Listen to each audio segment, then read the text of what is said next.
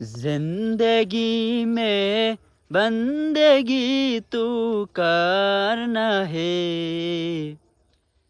সকালের বাতাস কতটা মনোমুগ্ধকর, কতটা ভালো লাগে, মনটা জুড়িয়ে যায়। এর কারণ হচ্ছে এই যে সকালের বাতাস, এই সকালের বাতাসটা মুনাফিকের নিঃশ্বাস থেকে বঞ্চিত।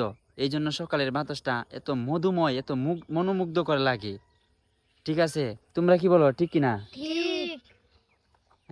দ্বিতীয় কারণ হচ্ছে যে এই সকালবেলা আল্লাহ তাআলার অসংখ্য নাফরমান গোলাম আছে, যারা আল্লাহ তাআলার নাজ নিয়ামত পেয়ে সকালবেলা এভাবে ঘুমিয়ে থাকে।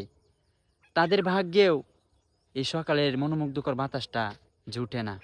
ঠিক আছে, তো আপনাদেরকে আহ্বান করি, এই যে সকালবেলা এই যে ছোট ছোট বাচ্চারা যদি উঠে নামাজ পড়তে পারে, তাহলে আপনারা কি চতুষ্পদ জন্তুর চেয়ে নিকৃষ্ট?